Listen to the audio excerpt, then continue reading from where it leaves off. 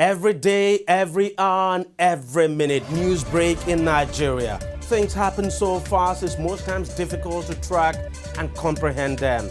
But that's what we do right here on DEJI360. 2015, would you want to come back again? It's like asking Jesus Christ if he knew he was going to die, will you want to come back as the savior of the world again? We do not just help you track the stories, we break them down, explore all the angles, analyze the issues so that you can fully comprehend the stories and use them to make the right decisions.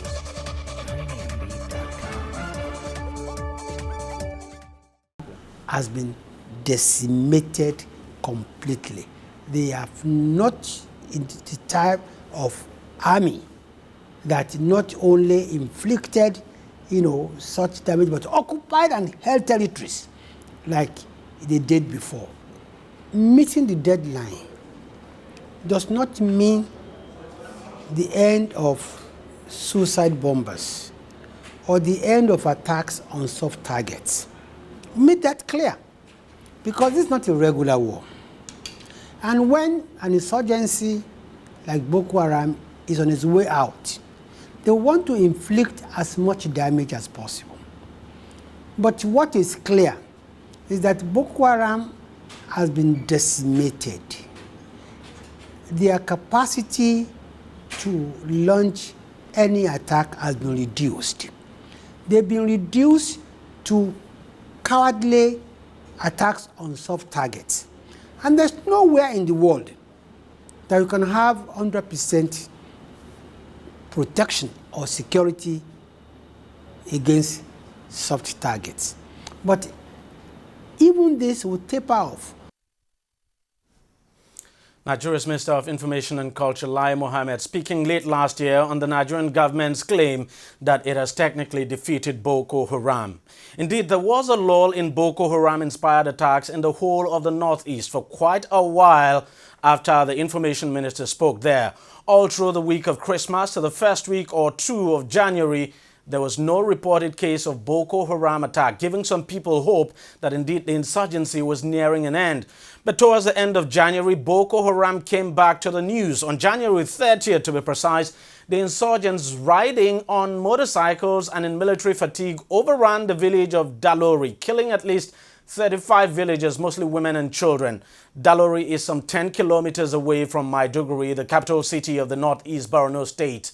Now, several villagers were wounded in the gun and bomb attack by the suspected Boko Haram militants. Even livestock were not spared. Almost the entire community was burnt down. Witnesses reported hearing the screams of children as huts were set on fire.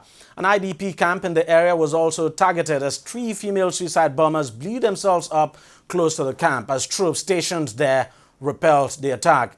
And on Tuesday, February the 10th, another group of suspected Boko Haram suicide bombers attacked an IDP camp in the town of Dikwa, also in Borno State, killing 58 persons and injuring 78.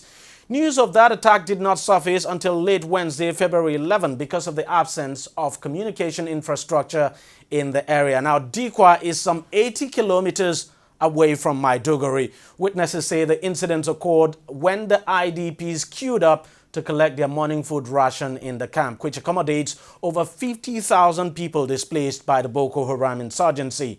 The Nigerian government has ordered that security be stepped up at the various IDP camps in the country. But these latest attacks have now dealt a serious blow to the government's plan to resettle the displaced people back in their communities. Some people who had earlier gone back to their communities are now reportedly fleeing, fearing Boko Haram might be planning more attacks. The whole situation is quite worrying. Well, joining me now to discuss this seeming resurgence of Boko Haram is Dr. Ona Ekomo, who is a foremost security expert in Nigeria. Dr. Ekomo, thank you very much for joining us. What we are seeing at the moment, is it some kind of resurgence of Boko Haram? I mean, coming after the military said some time ago that it had decimated the sect. Well, the attacks we have seen, they are quite worrisome, and they have claimed quite a few lives. And based on the level of carnage that has been carried out, I think it is fair to say that there is probably a resurgence of the jihadi terrorism here in Nigeria, as it were, because if you take the Dalori attack, the Dalori village attack, they exhibited a lot of coordination, resourcing, sophistication in that particular attack, where they in fact executed a double tap methodology. One group of terrorists came out there, started attacking one side of the village, and when the villagers ran for safety, they ran into a group of men uniformed in military fatigues who assured them that they were security officials who had come to rescue them, and they amassed them in one place, and after that they detonated a bomb, killing over 20 at one go. So I mean, that kind of sophistication, that is quite telling. And now, of course, the one we saw yesterday, the attack at the IDP camp in Dikwa, that was quite horrific also, because that's the one that had been worrying me, because with the large population of IDPs, the potential for infiltration was very high. And the fact that a lot of these people weren't being properly screened, that had been quite worrisome to me. And very unfortunately, we saw it play out with tragic consequences yesterday. Let us talk about the IDP camps. I mean, there are quite a number of them in the northeast of the country. The one at Dikwa that you talked about, that incident actually happened on Tuesday, and information didn't come out until later in the week. Now, 50,000 persons who've been told were in that IDP camp. It would appear that we're not getting enough security at the IDP camps, even though the Vice President has now ordered that security be stepped up at the IDP camps. Tell us what exactly, what kind of security and should we be providing at the IDP camps? Because it would appear, security has failed so far. Well, the problem here, sir, is that these IDP camps are major towns. They are towns of their own. You just referenced Dikwa, 50,000 population. That's a lot of people. 50,000, not 5,000, not 500, not even 50. Even if you had just 50 people in a camp, that's a lot of people. Here you are talking 50,000. That is almost a metropolitan area. In another camp nearby, you had 72,000. Now, the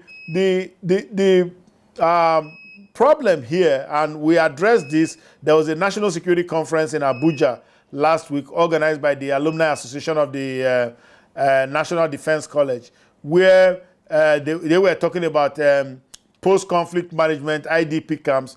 And one of the things that puzzled me, and one of the things I referenced there was, what is the governance? What is the governance? What is the control of security in these IDP camps? And particularly, what kind of structures do they have? What kind of police organization do we have? Certainly, we don't have enough Nigeria police personnel to infuse into those camps. So we must build local structures there. Now, what I was told by the speaker in a direct question, in a direct answer to a question, was that there were bulamas. Bulamas are like local leaders, like district heads that have been appointed in these camps. And we were saying that, well, it's not only about the general control of the camps, but also about the security control of the camps, being able to screen persons who were there, even introducing supplemental security measures such that we can collect intelligence on people who are there, intent of individuals and so on. So the point right now, the point I'm making is that the security is so hodgepodge, and in fact, there's no concern about security, because let me tell you what I mean by that. There's no concern about security, because what they do right now, they just take people, they say, oh, these people are from this village, and they're all channeled into one camp. Well, a lot of, I have news for you, a lot of the people from these villages could also have been Boko Haram elements who had slipped through the military sieve, and they had gone through the sieve, and they are pretending to be IDPs. Because remember, in these areas with conflict, they've not had normal economic activities like farming, commerce. So people are now, who are not even displaced by war, are claiming to be displaced by war such that they can go in there and get a free meal from the IDP camps. So that's bringing a lot of extraneous population that should normally not be classified as IDP into this camp, and they are creating horrors in terms of security. Now, the government says Boko Haram is not in control of any territory or holding any territory in the country. But the fact is that Boko Haram continues to be holed up, especially in Sambisa forest. That is not in doubt. Even the government too has confirmed that there are Boko Haram. That is actually their strong base. You look at, because it would appear the way the attacks are being carried out, it would appear Boko Haram operates from the Sambisa forest. It sends out, for instance, suicide bombers from Sambisa forest, like the attack we saw at Dalori, for instance.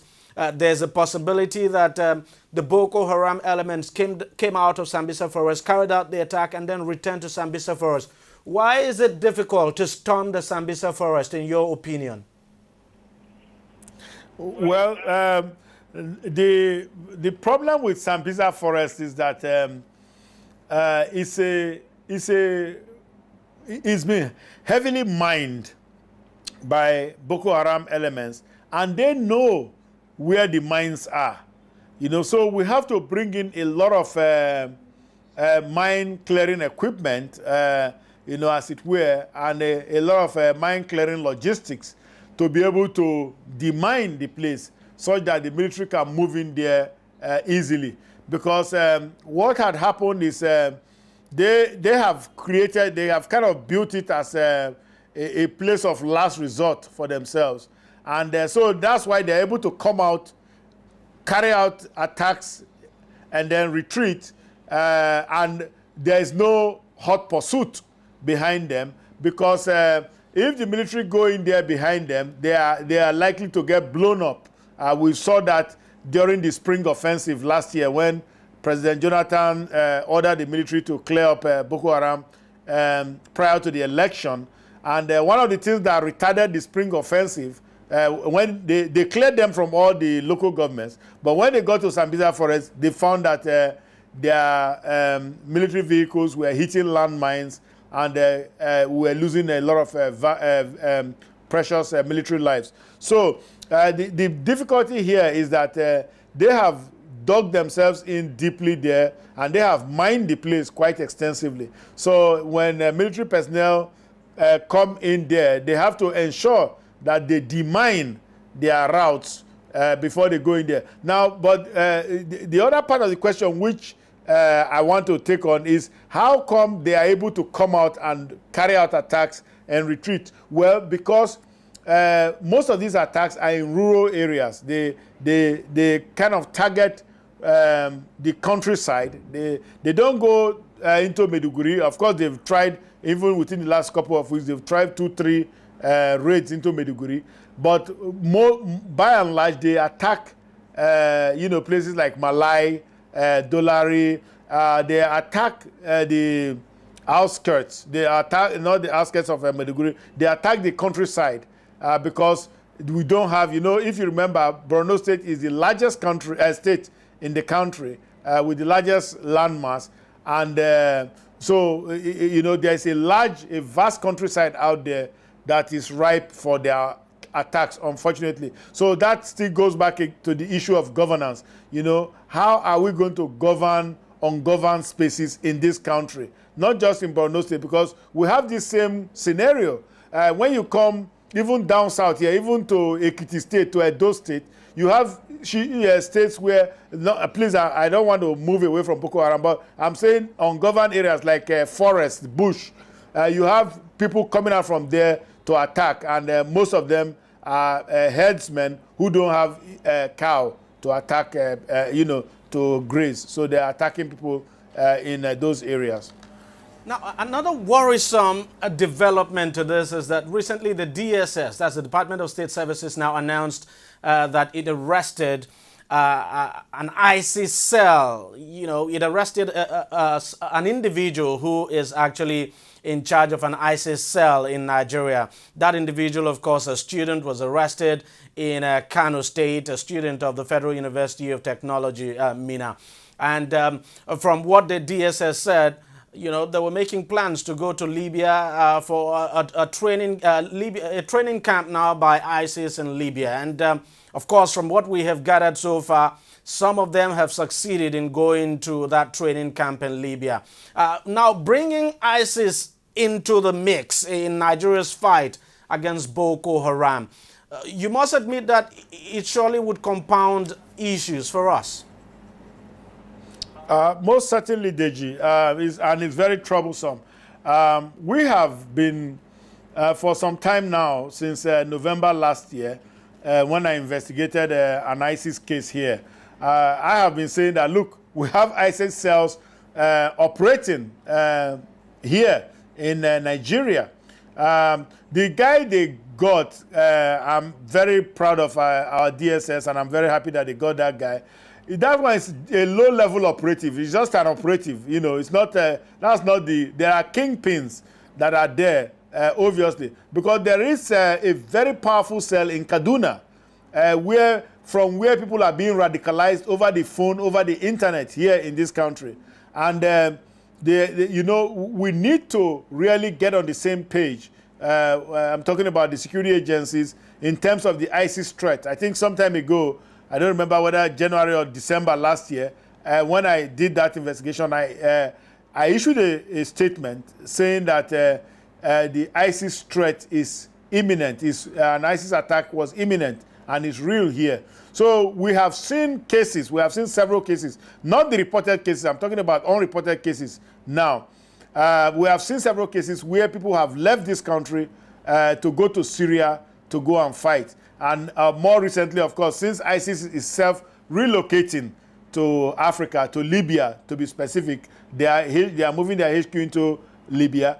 They are now. That's why you see this movement now is going up North Africa into Libya. But it used to be Iraq and Syria, to Raqqa in Syria, where they would now be, we would join the fight. And the troubling thing, DEJI, is that you would think that the ISIS radicalization program relates only to Muslim youths. No, they've been able to sell their message to even Christian youths too. So you have Christian youths who are converting to ISIS brand of extremism, and they are going to fight. And that is the bad news here. So I think, like you rightly said, sir, if we get ISIS in the mix of things, I mean, we are still trying to contain the Boko Haram carnage and madness. Now, if we get ISIS in here also, and if you remember, on March 1st last year, 2015, Boko Haram pledged allegiance to ISIS, which ISIS has since accepted. It's accepted in a matter of hours. You know, so if they now become operational, you know, in Nigeria, then we'll have a big problem. So I think the intelligence agencies must really up their game in terms of trying to chase down leads, chase down, these terrorists so that they can be removed from the battlefield permanently so that they don't continue to constitute a threat to Nigeria and Nigerians. Now, as you said, ISIS, of course, we all know, has been trying to establish a foothold in Libya. I mean, it's been reported that ISIS leaders are relocating from Syria and Iraq to Libya after coming under intense bombardment in Syria.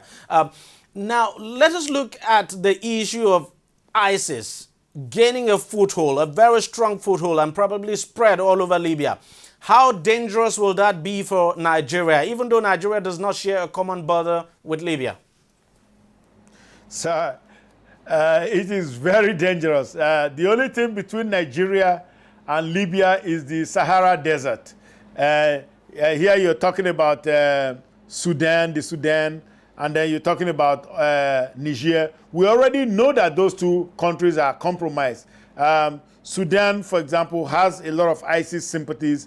Niger is not able to maintain proper security. Niger, in fact, is part of our problem with the Boko Haram crisis. So all the weapons that Boko Haram was using, now this is the narrative you want to follow and see the trajectory of that narrative. All that heavy weaponry, the one that Governor Shettima of Borno State said some time ago that Boko Haram is better equipped than Nigerian army. I don't know how he got his information, But when he said that, all that weaponry was coming from Libya across that desert. You know, there's a pipeline. There's an active pipeline. In fact, the whole of the Sahelian region, that's the problem we have there. The whole of the Sahelian region had been long known to be a pipeline for illicit weapons, drugs, women, and tobacco trafficking. So weapons have been trafficked for a millennium over this area. So if ISIS is in Libya, it is a big problem for Nigeria. So I think Nigeria should start thinking in strategic terms. Because if ISIS is in Libya, then of course it portends more security threats for us and regional threats also for us, because they are going to more easily now attack Tunisia, like you saw the Bardo attack, you saw the Sousse attack, you know, all in Tunisia. And then they are going to spread westwards also into Mali, more into Mali, because, you know, ISIS is in a struggle against Al-Qaeda. ISIS says Al-Qaeda is not radicalized enough. So they are killing off Al-Qaeda elements to take over, as it were. So, you know, we are going to really, and of course, you know, ISIS is operating side by side with the Brotherhood, the Muslim Brotherhood in Egypt, and that's how they did that ship attack, where they actually attacked a ship on the Mediterranean against an attack against the Egyptian Navy, and all the other attacks you've been seeing, spectacular attacks, knocking out a plane from the sky over Sharm el-Sheikh. So what I'm saying is it's going to kind of really pollute, it's going to kind of give us a bigger security puzzle to solve in this country. So it behooves us now as a strategic element. We don't have to wait, because the problem with our policy making in this country is we tend to be very tactical. We want to wait until the threat is in our doorsteps or even killing our people before we react to it. For example, this ISIS thing is over 6 months I've been raising that alarm, because once it came to my notice, I said, listen guys, we have another problem. And it's just now that we are being told that they've arrested 1 or 2 ISIS elements. I mean, it should be much more than that. We have to be more proactive. I guess, of course, the authorities, they know what they are doing. They need to develop more evidence and so on. But even the leads that are being brought in, the hints, the intelligence coming from private citizens should not be discarded so easily by the security authorities, because that is how you gain your intelligence. If you wait for America to give you all the intercepts, they will never give you, because America only acts in their own interest. What do you make of the recent call by President Buhari? He was in Strasbourg recently, where he addressed members of the European Parliament and actually asked world leaders, including African leaders, to come together and ensure that ISIS does not gain any foothold in Libya. I mean, the fact is that Nigeria cannot do it alone. You must admit that whether we like it or not, African leaders must come together. The world must also stand with African leaders to stop ISIS from taking over in Libya. Yeah, I think the president was right on the number there. The president was very statesman-like and very far-seeing, you know, in making that call in Strasbourg. And I think what needs to happen from us, from a security space, from the security level, is to practicalize the president's speech. Now, the president has called on the world, but Nigeria is also part of the world. So we need to kind of up our own game here, because we are going to be impacted much more directly by whatever is happening. America is still far away from Libya. France is not too far geographically, but France can take care of itself. But what about us? We have all these 2,000 illegal entry points into the country, which we are not able to man. You know, it's a vulnerability. You know, our vulnerabilities are far greater. So we are, and we are contiguous in a geographic sense, because the Sahara Desert does not present a difficulty in terms of crossing over into Nigeria. So we need to be very worried about it. But I commend the president's foresight in making that call for international cooperation and also calling on Africa. And I have to add to what the president has said, that the whole of Africa, not just Nigeria, is at threat from the ISIS incursion in Africa. So we really need to make sure that we kick ISIS out. Don't deny them any safe haven here. But how to do it is the problem. Dr. Onai Komu, thank you very much for joining us on the program. Thank you very much for your contributions.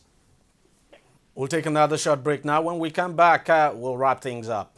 Every day, every hour, and every minute, news break in Nigeria. Things happen so fast, it's most times difficult to track and comprehend them. But that's what we do right here on DEJI360. 2015, would you want to come back again? It's like asking Jesus Christ if he knew he was going to die, will you want to come back as the savior of the world again? We do not just help you track the stories, we break them down, explore all the angles, analyze the issues so that you can fully comprehend the stories and use them to make the right decisions.